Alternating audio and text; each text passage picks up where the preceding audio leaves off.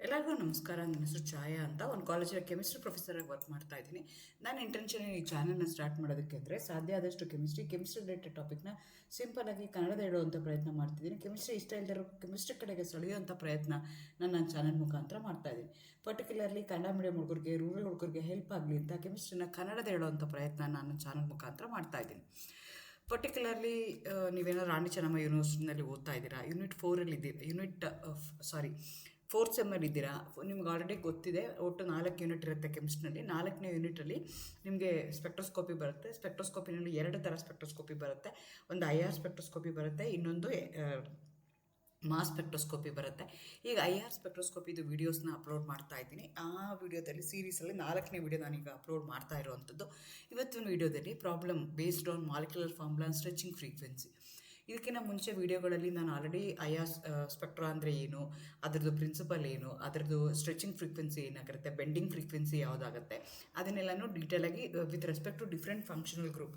One of the main applications of IR spectroscopy ಏನು ಅಂತಂದರೆ, ನನಗೆ ಈಸಿಯಾಗಿ ಅದರಲ್ಲಿ ಇರೋವಂಥ ಫಂಕ್ಷನಲ್ ಗ್ರೂಪ್ ಯಾವುದು ಕೊಟ್ಟಿರುವಂಥ ಆರ್ಗ್ಯಾನಿಕ್ ಕಾಂಪೌಂಡ್ ಇರುವಂಥ functional group identification is the main criteria, main tool in order to identify the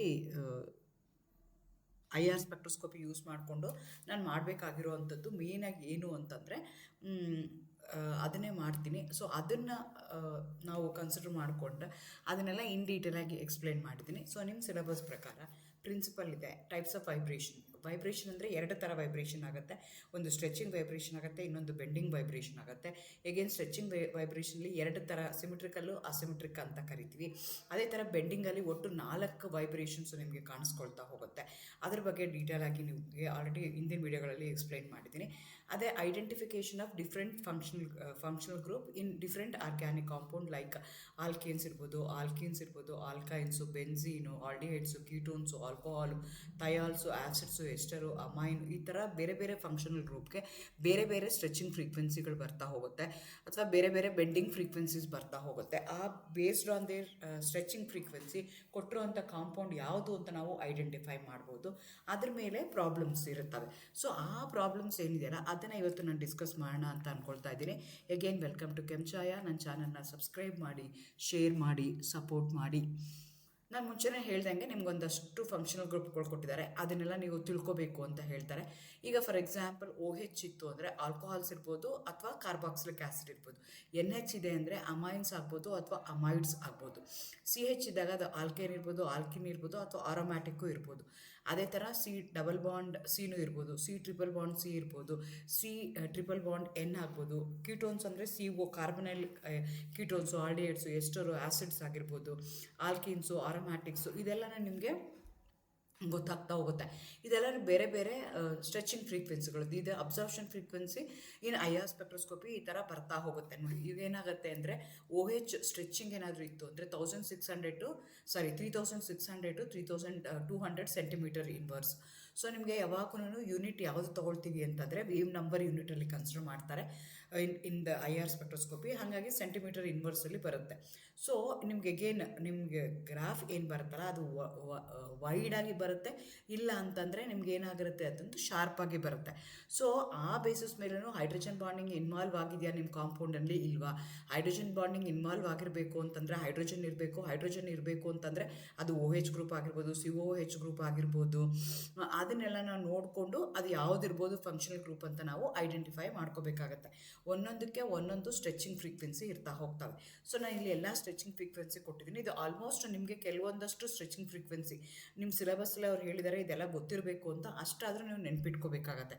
3600 to 3200 centimetre inverse ಅದಿತ್ತು ಅಂತಂದರೆ OH. ಅದೇ ಥರ CH ಆಲ್ಕೇನ್ಸಲ್ಲಿ ಇತ್ತು ಅಂದರೆ 3000 to 2850 ಸೆಂಟಿಮೀಟರ್ ಇನ್ವರ್ಸ್. ಅದೇ ಥರ ಡಬಲ್ ಬಾಂಡ್ ಇತ್ತು ಅಂದರೆ 2260 to 2100 ಸೆಂಟಿಮೀಟರ್ ಇನ್ವರ್ಸ್. ಹಾಗೆ ಪ್ರತಿಯೊಂದಕ್ಕೂ ಸ್ಟ್ರೆಚಿಂಗ್ ಇರ್ತವೆ. ಅವು ನಿಮ್ಗೊಂದು ಐಡಿಯಾ ಇರಬೇಕಾಗತ್ತೆ ಯಾವ್ಯಾವ ಫಂಕ್ಷನಲ್ ಗ್ರೂಪ್ಗೆ ಯಾವ್ಯಾವ ರೀತಿಯಾದಂಥ ಸ್ಟ್ರೆಚಿಂಗ್ ಫ್ರೀಕ್ವೆನ್ಸಿ ಇದೆ. ಆ ಫ್ರೀಕ್ವೆನ್ಸಿ ಮೇಲೆ ಕೊಟ್ಟಿರುವಂಥ ಕಾಂಪೌಂಡ್ ಇರುವಂಥ ಫಂಕ್ಷನಲ್ ಗ್ರೂಪ್ ಯಾವುದು ಅಂತ ಐಡೆಂಟಿಫೈ ಮಾಡ್ತಾರೆ. ಜೊತೆಗೆ ಯಾವುದು ಆರ್ಗ್ಯಾನಿಕ್ ಕಾಂಪೌಂಡ್ ಅಂತ ನಾನು ಐಡೆಂಟಿಫೈ ಮಾಡ್ಬೋದು. ಅದ್ರ ಮೇಲೆ ಪ್ರಾಬ್ಲಮ್ಸ್ನ ಕೇಳ್ತಾ ಹೋಗ್ತಾರೆ. ಯೂಶಲಿ ಪ್ರಾಬ್ಲಮ್ಸ್ ಅಂತಂದರೆ 2 ಮಾರ್ಕ್ಸ್ ಪ್ರಾಬ್ಲಮ್ಸ್ ಅಷ್ಟೇ ಕೇಳ್ತಾರೆ. 5 ಮಾರ್ಕ್ಸ್ ಪ್ರಾಬ್ಲಮ್ ಎಲ್ಲ ಅಂತಂತಂದರೆ ಅದು ಹೈಯರ್ ಲೆವೆಲ್ಗೆ ಕೇಳ್ತಾರೆ. ನಿಮ್ಮ ಲೆವೆಲ್ಗೆ ಮೋಸ್ಟ್ ಪ್ರಾಬಬಲಿ 2 ಮಾರ್ಕ್ಸ್ ಕ್ವಶನ್ಸ್ನ ಕೇಳ್ತಾರೆ. ಈ ಥರ ಇರುತ್ತೆ. A compound has a molecular formula C2H6O ಇದೆ. Its IR spectrum shows a broad spectrum around 3300 centimeters and a strong band near 1050 centimeter inverse ಅಂತ ಹೇಳ್ತಿದ್ದಾರೆ. ಐಡೆಂಟಿಫೈ ದಿ ಫಂಕ್ಷನಲ್ ಗ್ರೂಪ್ ಅಥವಾ ಸಜೆಸ್ಟ್ ದಿ ಕಾಂಪೌಂಡ್ ಅಂತ ಕೇಳ್ತಾರೆ. ಸೊ ನಿಮಗೆ ಅಲ್ಲಿ C2H6O ಇದೆ ಅಂದರೆ ಸೊ ಅದೇನಾಗಿರ್ಬೋದು OH ಗ್ರೂಪ್ ಇರೋವಂಥ ಕಾಂಪೌಂಡ್ ಆಗಿರ್ಬೋದು. ಜೊತೆಗೆ ಏನು ಬರ್ತಾ ಇದೆ, ಬ್ರಾಡ್ ಅಬ್ಸಾರ್ಪ್ಷನ್ ಬರ್ತಾ ಇದೆ ಅಂತ ಹೇಳ್ತಾ ಇದ್ದಾರೆ. ಜೊತೆಗೆ ಫ್ರೀಕ್ವೆನ್ಸಿ ಎಷ್ಟು 3300 ಸೆಂಟಿಮೀಟರ್ ಇನ್ವರ್ಸ್ ಅಂತ ಹೇಳ್ತಿದ್ದಾರೆ. 3300 ಸೆಂಟಿಮೀಟರ್ ಇನ್ವರ್ಸ್ ಅಂದರೆ ಅದು OH ಸ್ಟ್ರೆಚ್ ಇದ್ದರೆ ಅದು ಅಲ್ಲಿ ಕಾಣಿಸ್ಕೊಳ್ತಾ ಹೋಗುತ್ತೆ.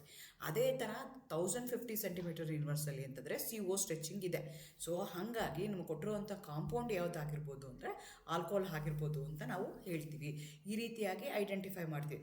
ಯಾವುದು ಫಂಕ್ಷನಲ್ ಗ್ರೂಪು OH ಇದೆ ವಿತ್ ರೆಸ್ಪೆಕ್ಟ್ ಟು 3300 ಸೆಂಟಿಮೀಟರ್ಸ್. ಅದೇ ಥರ ನಿಮಗೆ ಸಜೆಸ್ಟ್ ದಿ ಕಾಂಪೌಂಡ್ ಅಂತಂದರೆ ನಿಮ್ಮ ಕಾಂಪೌಂಡಲ್ಲಿ ಏನಾಗಿದೆ, CO ಸ್ಟ್ರೆಚಿಂಗ್ದು ವ್ಯಾಲ್ಯೂಸ್ ಕೊಟ್ಟಿದ್ದಾರೆ, OH ಸ್ಟ್ರೆಚಿಂಗು ಕೊಟ್ಟಿದ್ದಾರೆ. ಹಾಗಾಗಿ ಕೊಟ್ಟಿರುವಂಥ ಕಾಂಪೌಂಡು ಇಥನಾಲು ಅಥವಾ ಆಲ್ಕೋಹಾಲ್ ಆಗಿರ್ಬೋದು. Since they have given the molecular formula, ಹಾಗಾಗಿ ನಾವು ಏನು ಮಾಡ್ಕೊಳ್ತೀವಿ, C2H6Oಗೆ ಎಥನಾಲ್ ಮ್ಯಾಚ್ ಆಗುತ್ತೆ ಅಂತ ಅದನ್ನು ನಾವು ಕನ್ಸಿಡರ್ ಮಾಡ್ಕೋಬೋದು. ಅದೇ ಥರ compound with a molecular formula C3H6O ಅಂತ shows a strong absorption at 1715 centimeter inverse, no broad band near 3300 centimetre inverse. ನಿಮ್ಗೆ ಆಲ್ರೆಡಿ ಗೊತ್ತಿದೆ OH ಬಾಂಡ್ ಇದ್ದರೆ ಮಾತ್ರ ನಿಮಗೆ 3300 ಸೆಂಟಿಮೀಟರ್ ಇನ್ವರ್ಸಿಗೆ ಬರುತ್ತೆ. ಸಿನ್ಸ್ ಅಲ್ಲಿ ಯಾವುದೇ ರೀತಿಯಾದಂಥ ನೋ ಅಂತ ಹೇಳ್ತಿದ್ದಾರೆ, ಅಲ್ಲಿ ಯಾವುದೇ ರೀತಿಯಾದಂಥ ಬ್ಯಾಂಡ್ ಕಾಣಿಸ್ತಾ ಇಲ್ಲ, O ಇದ್ದರೂ ಬ್ಯಾಂಡ್ ಕಾಣಿಸ್ತಾ ಇಲ್ಲ ಅಂತಂದರೆ ಅದು OH ಗ್ರೂಪ್ ಅಲ್ಲ. ಸೊ OH ಗ್ರೂಪ್ ಅಲ್ಲ ಅಂದಾಗ ಸೊ ಇದೇನಾಗಿದೆ, ಜೊತೆಗೆ 1715 ಸೆಂಟಿಮೀಟರ್ ಇನ್ವರ್ಸ್ ಇದೆ, ಅದು C ಡಬಲ್ ಬಾಂಡ್ O ಆಗುತ್ತೆ. ಹಾಗಾಗಿ ಅದು ಕಾರ್ಬನೈಲ್ ಕಾಂಪೌಂಡ್ ಆಗಿರುತ್ತೆ, ನಾಟ್ ಆಲ್ಕೋಹಾಲ್. ಅದು ಪ್ರೊಪೆನಾಲು ಅಥವಾ ಅಸಿಟೋನ್ ಆಗಿರ್ಬೋದು ಅಂತ ನಾನು ಡಿಸೈಡ್ ಮಾಡ್ತೀನಿ. ನೆಗೆಟಿವಿಂದನೂ ನನಗೆ ಇನ್ಫಾರ್ಮೇಷನ್ ಸಿಗುತ್ತೆ, ಅದೇ ಥರ ಪಾಸಿಟಿವ್ ಬ್ಯಾಂಡಿಂದನೂ ನನಗೆ ಬರ್ತಾ ಹೋಗುತ್ತೆ information. A compound with a formula C6H6 shows a strong absorption near 1600 centimeter inverse, 1500 centimeter inverse along with a sharp peak at 3030 centimeter inverse. ಇದು ನೋಡ್ಕೊಳ್ಳಿ, ಆರೋಮ್ಯಾಟಿಕ್ ಕಾಂಪೌಂಡ್ ಇತ್ತು ಅಂತಂದರೆ ಅವಾಗ ಏನಾಗುತ್ತೆ, 1600 to 1500 ಸೆಂಟಿಮೀಟರ್ಸ್ ಬರುತ್ತೆ. ನಿಮ್ಗೆ ಕೊಟ್ಟಿರುವಂಥ ಕಾಂಪೌಂಡ್ನಲ್ಲಿ ಬೆನ್ಸಿನ್ ರಿಂಗ್ ಇದೆ, ಆರೋಮ್ಯಾಟಿಕ್ ರಿಂಗ್ ಇದೆ ಅಂದರೆ ಅದು ಬರುತ್ತೆ. C ಡಬಲ್ ಬಾಂಡ್ C ಇದ್ದಾಗ ಏನು ಮಾಡುತ್ತೆ, 3300 ಸೆಂಟಿಮೀಟರ್ ಇನ್ವರ್ಸ್ನ ತೋರಿಸುತ್ತೆ. ಸೊ ಹಾಗಾಗಿ ನಮಗೆ ಈಸಿಯಾಗಿ ಕೊಟ್ಟಿರುವಂಥ ಕಾಂಪೌಂಡು ಬೆನ್ಝೀನೇ. ಅದರಲ್ಲಿ ಆರೋಮ್ಯಾಟಿಕ್ಕು ಇದೆ, C ಡಬಲ್ ಬಾಂಡ್ Cನೂ ಇದೆ, C single bond CH bond ನನಗೆ ಕಾಣಿಸ್ತಾ ಇದೆ. ಹಾಗಾಗಿ ಕೊಟ್ಟಿರುವಂಥ ಕಾಂಪೌಂಡು ಬೆನ್ಝೀನ್ ಅಂತ ನಾನು ಐಡೆಂಟಿಫೈ ಮಾಡ್ತೀನಿ. A compound with a formula C4H8O. O ಬಂದಿದೆ ಅಂದ ತಕ್ಷಣ ಅದು OH ಆಗಿರ್ಬೋದು ಅಥವಾ ಆ್ಯಸಿಡ್ ಆಗಿರ್ಬೋದು, ಆ ಥರ ನಮಗೆ ಎಸ್ಟರ್ ಆಗಿರ್ಬೋದು, ಈ ಥರದ್ದನ್ನೆಲ್ಲ ನಾನು ಕನ್ಸಿಡರ್ ಮಾಡ್ಕೋಬೇಕಾಗತ್ತೆ. ಅದು C4H8O ಅಂತ ಹೇಳ್ತಾರೆ. Strong absorption 1740 centimetre inverse, another one 1240 centimetre inverse ಅಂತ ಹೇಳ್ತಾ ಇದ್ದಾರೆ. ಸೊ ನನಗೆ OH ಗ್ರೂಪ್ ಇದೆ, ಆಲ್ಕೋಹಾಲ್ ಗ್ರೂಪ್ ಇದೆ ಅಂತಂದರೆ 3300 ಸೆಂಟಿಮೀಟರ್ಸ್ ಇನ್ವರ್ಸಲ್ಲಿ ಬರಬೇಕು. ಸೊ 3300 ಸೆಂಟಿಮೀಟರ್ ಇನ್ವರ್ಸಲ್ಲಿ ನನಗೆ ಕಾಣಿಸ್ತಾ ಇಲ್ಲ, ನನಗೆ ಸ್ಪೆಕ್ಟ್ರಾ ಬರ್ತಾ ಇಲ್ಲ, ಬಾಂಡ್ ಕಾಣಿಸ್ತಾ ಇಲ್ಲ ಅಂತಂದರೆ ಆವಾಗ ಅದು ಏನಾಗಿರ್ಬೋದು ಅಂದರೆ ಅದು ಆಲ್ಕೋಹಾಲ್ ಆಗಿಲ್ಲ. ಆಲ್ಕೋಹಾಲ್ ಆಗಿಲ್ಲ ಅಂದರೆ ಏನಾಗಿರ್ಬೋದು, ಕಾರ್ಬನೈಲ್ ಆಗಿರ್ಬೋದು, ಕಾರ್ಬನೈಲ್ ಕಾಂಪೌಂಡ್ ಆಗಿರ್ಬೋದು. ಕಾರ್ಬನೈಲ್ ಕಾಂಪೌಂಡ್ ಆಯಿತು ಅಂದರೆ 1740 ಬರುತ್ತೆ. ಸೊ ಜೊತೆಗೆ C single bond O stretching 1240 centimetre ಇನ್ವರ್ಸಲ್ಲಿ ಕಾಣಿಸ್ಕೊಳ್ತಾ ಇದೆ. ಸೊ C ಡಬಲ್ ಬಾಂಡ್ Oಗೂ ನನಗೆ ಬರ್ತಾ ಇದೆ, C ಸಿಂಗಲ್ ಬಾಂಡ್ Oಗೂ ಬರ್ತಾ ಇದೆ. ಹಾಗಾಗಿ ಕೊಟ್ಟಿರುವಂಥ ಕಾಂಪೌಂಡು ಎಷ್ಟರ ಆಗಿರ್ಬೋದು ಅಂತ ನಾನು ಐಡೆಂಟಿಫೈ ಮಾಡ್ತೀನಿ. ಈ ರೀತಿಯಾಗಿ ನನಗೆ ಕೊಟ್ಟಿರುವಂಥ ಗ್ರಾಫಿಂದ, ನನಗೆ ಬಂದಿರುವಂಥ ಸ್ಪೆಕ್ಟ್ರಾಯಿಂದ, ನನಗೆ ಬಂದಿರುವಂಥ ಗ್ರಾಫಿಂದ ಎಲ್ಲಿ ಗ್ರಾಫಲ್ಲಿ ನನಗೆ ಪೀಕ್ ಬರ್ತಾ ಇದೆ, ಬ್ರಾಡಾಗಿ ಬರ್ತಾ ಇದೆಯಾ, ಶಾರ್ಪಾಗಿ ಬರ್ತಾ ಇದೆಯಾ, ಯಾವ ರೇಂಜಿಗೆ ಬರ್ತಾ ಇದೆ, ಯಾವ ಸೆಂಟಿಮೀಟರ್, ಯಾವ ವೇವ್ ನಂಬರಲ್ಲಿ ಬರ್ತಾ ಇದೆ, ಯಾವ ಸೆಂಟಿಮೀಟರ್ ಇನ್ವರ್ಸಲ್ಲಿ ಬರ್ತಾ ಇದೆ, ಆ ಬೇಸಿಸ್ ಮೇಲೆ ಇದು ಫಂಕ್ಷನಲ್ ಗ್ರೂಪ್ ಇರ್ಬೋದಾ, ಅದು C ಸಿಂಗಲ್ ಬಾಂಡ್ Oನ, C ಡಬಲ್ ಬಾಂಡ್ Oನ, C ಸಿಂಗಲ್ ಬಾಂಡ್ Cನ, C ಡಬಲ್ ಬಾಂಡ್ Cನ, ಆ ಬೇಸಿಸ್ ಮೇಲೆ ನಾನು ಕೊಟ್ಟಿರುವಂಥ ಕಾಂಪೌಂಡ್ ಯಾವುದಿದೆ ಅಂತ ನಾನು ಏನು ಮಾಡ್ತೀನಿ, ಕೊಟ್ಟಿರುವಂಥ ಕಾಂಪೌಂಡಲ್ಲಿ ಇರುವಂಥ ಫಂಕ್ಷನಲ್ ಗ್ರೂಪ್ ಯಾವುದಿದೆ ಅಂತ ನಾನು ಡಿಸೈಡ್ ಮಾಡೋದಕ್ಕೆ ಟ್ರೈ ಮಾಡ್ತೀನಿ. A compound with the formula C5H10O shows a broad band at 3400 centimeter inverse and a sharp absorption at 1710 centimeter inverse. What is the functional group present? Suggest the structure ಅಂತ ಕೇಳ್ತಾ ಇದ್ದಾರೆ. So ಅವ್ರು ಏನು ಮಾಡ್ತಾರೆ 3400 ಕೇಳ್ತಾ ಇದ್ದಾರೆ ಅಂತಂದರೆ ಅದು ಓ ಹೆಚ್ ಸ್ಟ್ರೆಚ್ಚೇ ಇದೆ. ಅದೇ ಥರ 1700 ಆ ರೇಂಜಲ್ಲಿ ಬರ್ತಿದೆ ಅಂದರೆ ಸಿ ಡಬಲ್ ಬಾಂಡ್ ಸಿ ಇದೆ. ಸೊ ಹಾಗಾಗಿ ಸಿಂಗಲ್ ಬಾಂಡ್ ಓ ಎಚ್ ಇದೆ, double bond C double bond O ಇದೆ ಅಂದರೆ ಅದು ಕಾರ್ಬಾಕ್ಸಿಲಿಕ್ ಆ್ಯಸಿಡೇ ಇರ್ಬೋದು. ಸೊ ಹಾಗಾಗಿ ಅಲ್ಲಿರುವಂಥ ಫಂಕ್ಷನಲ್ ಗ್ರೂಪು ಕಾರ್ಬಾಕ್ಸಿಲಿಕ್ ಆ್ಯಸಿಡ್ ಅಂತ ನಾನು ಡಿಸೈಡ್ ಮಾಡ್ತೀನಿ. A compound with a formula C4H10O ಇದೆ, ಅದು 3300 ಸೆಂಟಿಮೀಟರ್ ಇನ್ವರ್ಸು 1710. 3300 ಅಂತಂದರೆ ಅದು ಓ ಹೆಚ್ ಗ್ರೂಪ್ ಇರೋವಂಥದ್ದು. ನೆಕ್ಸ್ಟ್ ನೋ ಅಬ್ಸಾರ್ಪ್ಷನ್ ಅಂತ ಕೇಳ್ತಾ ಇದ್ದಾರೆ. ಅಲ್ಲಿ 1700 ಕಾಣಿಸ್ತಾ ಇಲ್ಲ, ಅಂದರೆ ಸಿ ಡಬಲ್ ಬಾಂಡ್ ಓ ಇಲ್ಲ ನನಗೆ. ಹಾಗಾಗಿ ಅದು ಕಾರ್ಬನೈಲ್ ಕಾಂಪೌಂಡ್ ಅಲ್ಲ, ಅದಿರೋ ಅಂಥದ್ದು ಆಲ್ಕೋಹಾಲೇ ಆಗಿರಬೇಕು ಅಂತ ನಾನು ಡಿಸೈಡ್ ಮಾಡ್ಕೊಳ್ತೀನಿ. A compound with a formula C3H6O2 ಇಲ್ಲಿ 1740 1240 ಕಾಣಿಸ್ಕೊಳ್ತಾ ಇದೆ. 1700 ಆಯಿತು ಅಂದರೆ ಸಿ ಡಬಲ್ ಬಾಂಡ್ ಸಿ, 1200 ಆಯಿತು ಅಂದರೆ C single bond C. So C double bond O C single bond O ಬಂತು ಅಂದರೆ automatically it has to be ester. ಹಾಗಾಗಿ ಕೊಟ್ಟಿರುವಂಥ ಗ್ರೂಪು ಎಸ್ಟರ್ ಅಂತ ನಾವು ಡಿಸೈಡ್ ಮಾಡ್ಬೋದು. ಸೊ ಇಲ್ಲಿ ನೋಡ್ರಿ C6H6O ಅಂತ ಕೇಳ್ತಿದೆ. ಬ್ರಾಡಾಗಿ ಬರ್ತಿದೆ ಅಂದರೆ ಹೈಡ್ರೋಜನ್ ಬಾಂಡಿಂಗ್ ಇರಬೇಕು. ಶಾರ್ಪಾಗಿ ಬರ್ತಿದ್ಯಾ ಅದನ್ನು ನಾನು ಕನ್ಸಿಡರ್ ಮಾಡ್ಕೋಬೇಕು. ಇಲ್ಲಿ 3 ಪೀಕ್ ಬರ್ತಾ ಇದೆ ಅಂತ ಹೇಳ್ತಿದ್ದಾರೆ.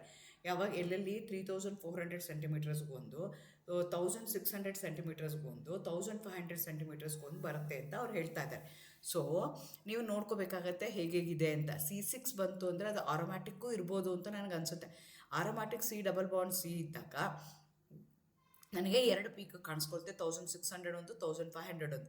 ಅದೇ ಥರ 3400 ರೇಂಜಲ್ಲಿ ಬಂತು ಅಂದರೆ ಅದು ಓ ಎಚ್ ಸ್ಟ್ರೆಚಿಂಗ್ ಆಗಿರುತ್ತೆ. ಸೊ ಆರೋಮ್ಯಾಟಿಕ್ ರಿಂಗೂ ಇದೆ ಮತ್ತು ಓ ಎಚ್ ಸ್ಟ್ರೆಚಿಂಗೂ ಇದೆ ಅಂದರೆ ಕೊಟ್ಟಿರೋಂಥ ಕಾಂಪೌಂಡು ನನಗೆ ಫಿನಾಲ್ ಆಗಿರುತ್ತೆ ಅಂತ ನಾನು ಡಿಸೈಡ್ ಮಾಡ್ತೀನಿ. The IR spectrum of the compound with a formula C6H12O ಏನಿದೆಯಲ್ಲ ಅದು ಇಲ್ಲಿ ಕಾಣಿಸ್ಕೊಳ್ತಾ ಇದೆ ಅಂತ ಹೇಳ್ತಾ ಇದ್ದಾರೆ. ಎಷ್ಟು 1735 ಒಂದು, ನೆಕ್ಸ್ಟು 1170 ಒಂದು ಅಂತ. ಸೊ ನಿಮಗೆ 1735 ಅಂತಂದರೆ ಸಿ ಡಬಲ್ ಬಾಂಡ್ ಸಿ, 1100 ಅಥವಾ 1200 ರೇಂಜಲ್ಲಿ ಬರ್ತಿದೆ ಅಂದರೆ ಸಿ ಸಿಂಗಲ್ ಬಾಂಡ್ ಓ ಇರುತ್ತೆ. ಸೊ ಹಾಗಾಗಿ ಇದೂ ಎಸ್ಟರ್ ಅಂತ ನಾನು ಕನ್ಸಿಡರ್ ಮಾಡ್ತೀನಿ. ಸೊ ಈ ರೀತಿಯಾಗಿ ನಾನು ಏನು ಮಾಡಬೇಕು, ಕೊಟ್ಟಿರುವಂಥ ಕಾಂಪೌಂಡಲ್ಲಿರುವಂಥ ಫಂಕ್ಷನಲ್ ಗ್ರೂಪ್ ಯಾವುದು, ಯಾವ ಬೇಸಿಸ್ ಮೇಲೆ ಹೇಳ್ತೀನಿ, ನನಗೆ ಬಂದಿರೋ ಪೀಕ್ ಮೇಲೆ, ನನಗೆ ಎಲ್ಲಿ ಸ್ಪೆಕ್ಟ್ರಾದಲ್ಲಿ ಎಲ್ಲಿ ಪೀಕ್ ಬರ್ತಾ ಇದೆ, ಎಲ್ಲಿ ನನಗೆ ಯಾವ ವೇವ್ ನಂಬರಲ್ಲಿ ನನಗೆ ಅದು ಕಾಣಿಸ್ಕೊಳ್ತಾ ಇದೆ ಗ್ರಾಫು, ಆ ಬೇಸಿಸ್ ಮೇಲೆ ನಾನು ಹೇಳ್ತಾ ಹೋಗ್ತೀನಿ. ಅದು ಸಿ ಡಬಲ್ ಬಾಂಡ್ ಓ ಇತ್ತು ಅಂತಂದರೆ ಒಂದು ನನಗೆ ಸ್ಟ್ರೆಚಿಂಗ್ ಫ್ರೀಕ್ವೆನ್ಸಿ ಬರುತ್ತೆ. ಅದೇ ಏನಾಗುತ್ತೆ ಅಂದರೆ ಸಿ ಸಿಂಗಲ್ ಬಾಂಡ್ ಓ ಇದ್ದಾಗ ಇನ್ನೊಂದು ಸ್ಟ್ರೆಚಿಂಗ್ ಫ್ರೀಕ್ವೆನ್ಸಿ ಬರುತ್ತೆ.